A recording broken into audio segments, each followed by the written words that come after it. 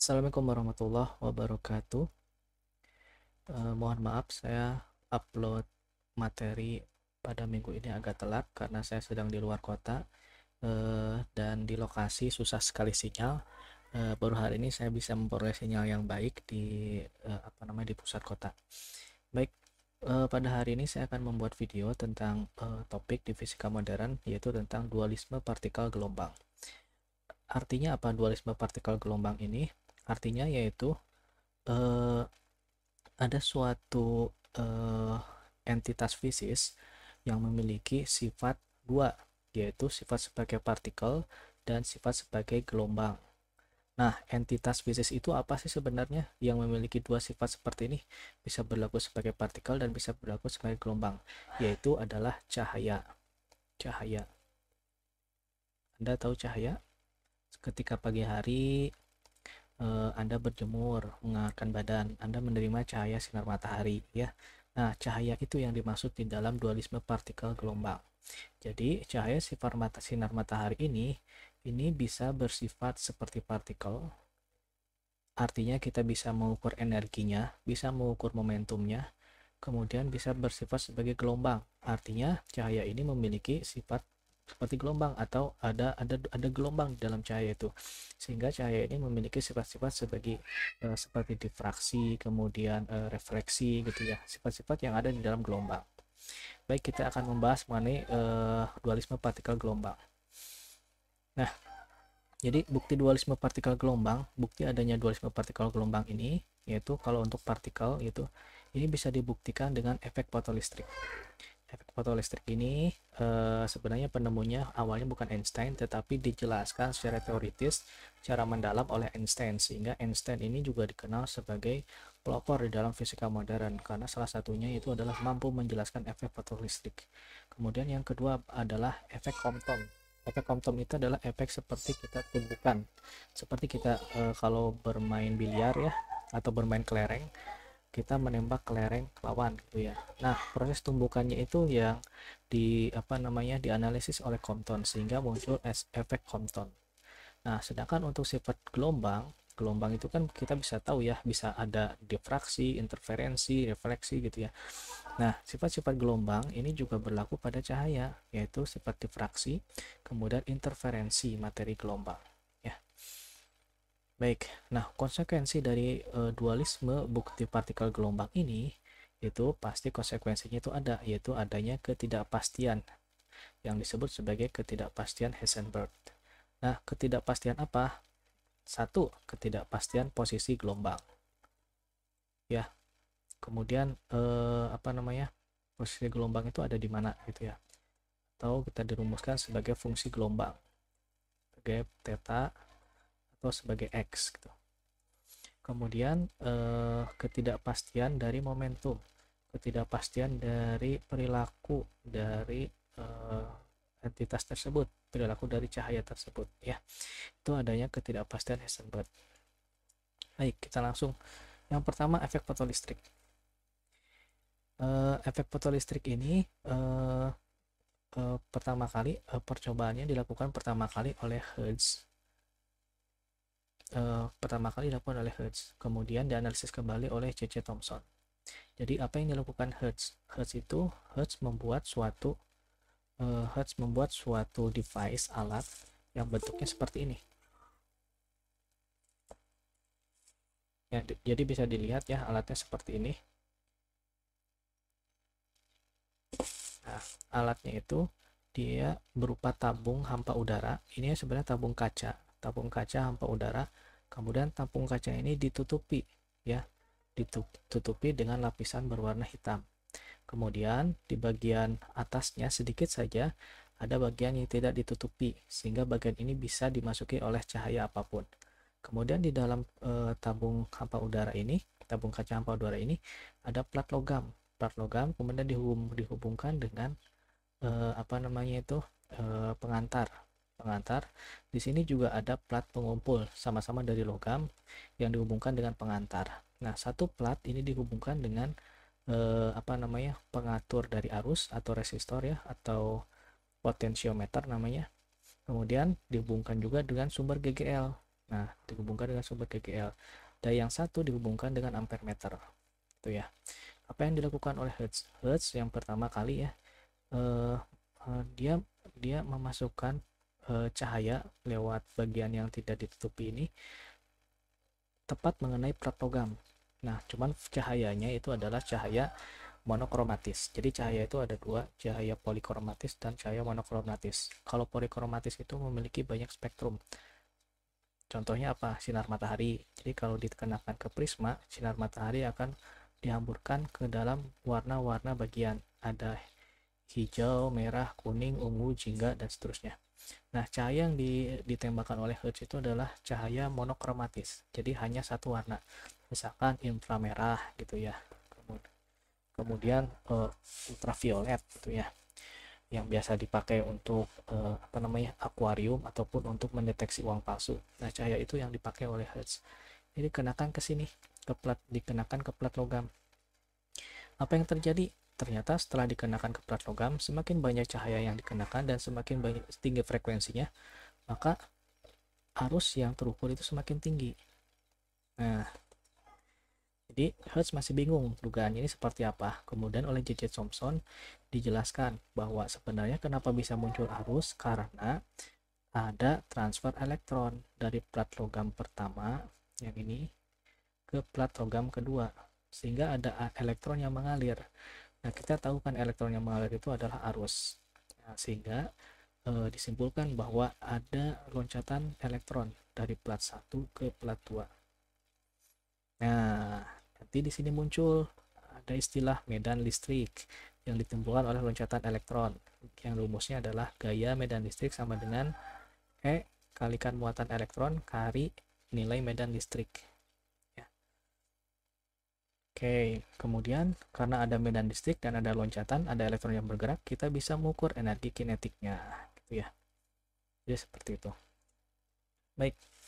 Nah, yang kedua itu adalah efek fotolistrik sebagai lanjutan dari penjelasan dari apa namanya ini dari Hertz dan Thomson.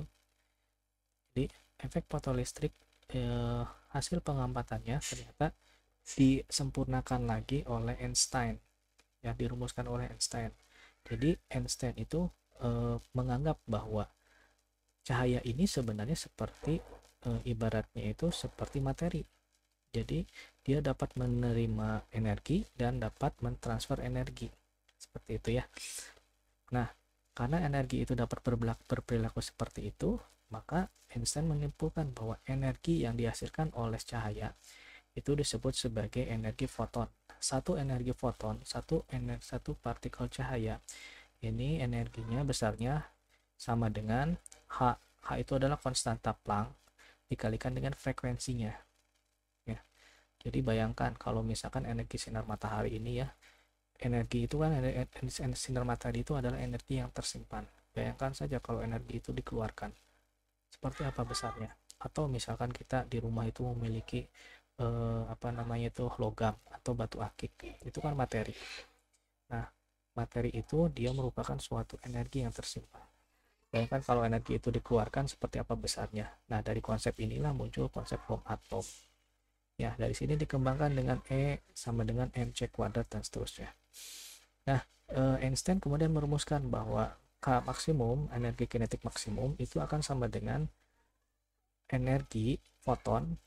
Energi foton itu adalah energi yang ditransfer oleh cahaya monokromatik ke plat yang diterima oleh elektron. Ya, dikurangi dengan W. P itu adalah fungsi kerja. Fungsi kerja yaitu energi yang dibutuhkan oleh elektron untuk lepas dari plat. Jadi elektron ini kan terikat dari plat. Supaya elektron itu bisa lepas, maka dia perlu energi untuk lepas. Nah, energi minimal untuk lepas itu adalah W. Itu. Baik, konstanta Planck ya, ini adalah konstanta sesuai kesepakatan, nilainya adalah ini 6,63 kali 10 faktor 34 Joule/Coulomb ya. Kemudian muatan elektron kita sudah tahu semua ya, muatan elektron itu 6,9 kali 10 pangkat 19 Coulomb ya, dan seterusnya ya. Baik, jadi kalau kita rumuskan secara singkat saya tidak akan menjelaskan penurunannya, langsung saja secara singkat. Maka kita bisa menemukan sifat-sifat foton atau sifat-sifat cahaya tersebut, bahwa cahaya memiliki persamaan energi seperti ini. E kuadrat sama dengan P kuadrat kalikan C kuadrat ditambah M kuadrat kalikan C pangkat 4. P itu adalah momentum, C itu adalah kecepatan cahaya, M adalah massa, dan C ini kecepatan cahaya. Ya.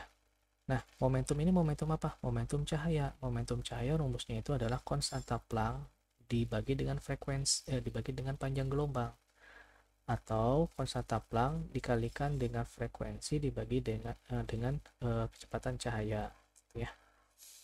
Baik. Nah, ini saja dua rumus ini aja yang perlu diketahui, ya. Nah, nanti juga ada pengembangan Habar. Habar ini apa sih? Habar itu adalah H dibagi dengan 2V, gitu ya.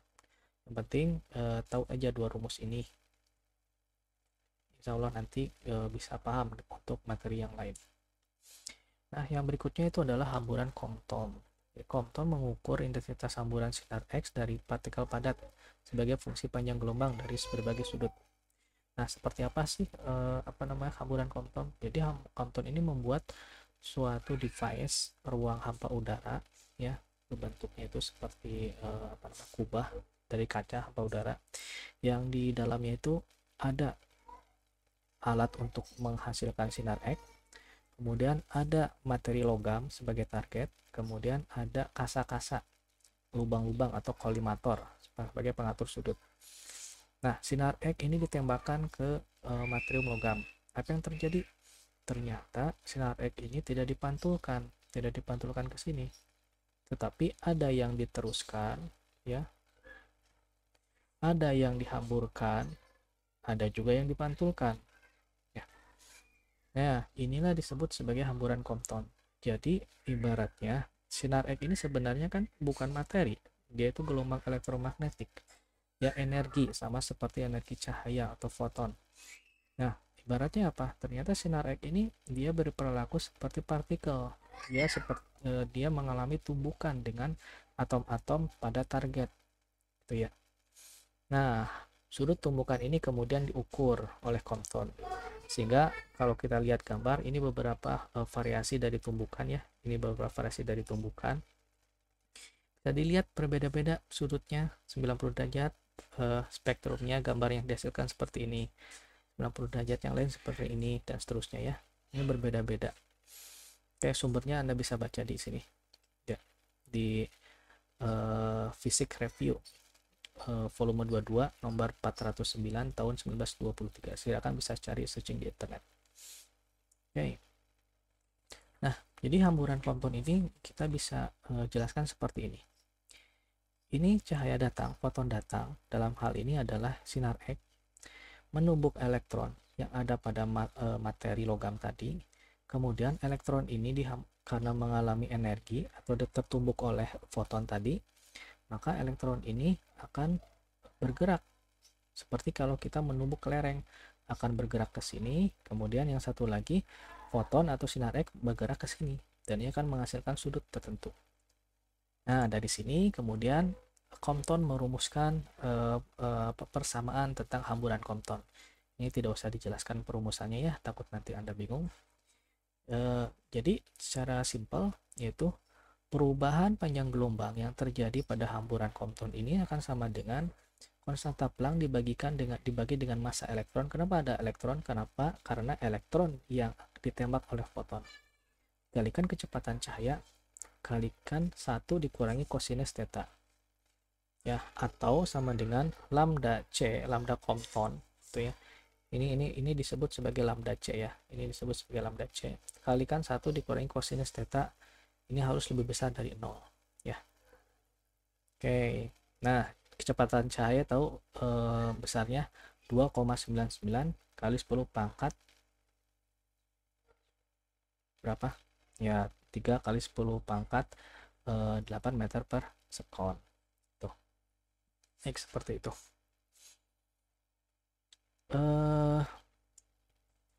Nah, jadi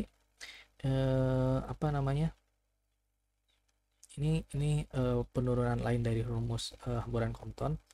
A dibagi sama dengan M N kalikan C. Kalau misalkan tumbukannya itu berasal dari, kalau ini kan kasusnya dia menumbuk elektron, tapi kalau kasusnya dia menumbuk inti atom atau proton, maka masanya itu adalah massa inti atom.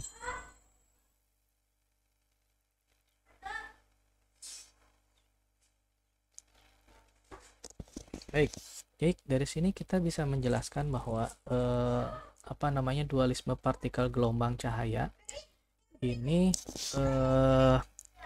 bisa dibuktikan dari sifat gelombang cahaya, ya. Difraksi dan interferensi bisa juga dibuktikan dari sifat partikel cahaya, fotolistrik dan hamburan Compton, ya. Baik. Untuk sifat difraksi dan interferensi saya akan jelaskan minggu depan, ya. Sampai di sini saya akan hanya menjelaskan tentang efek fotolistrik dan hamburan Compton. Baik, terima kasih atas perhatiannya.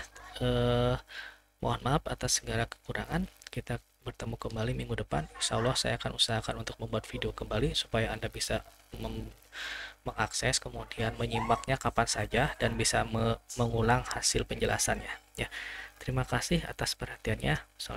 Assalamualaikum warahmatullahi wabarakatuh.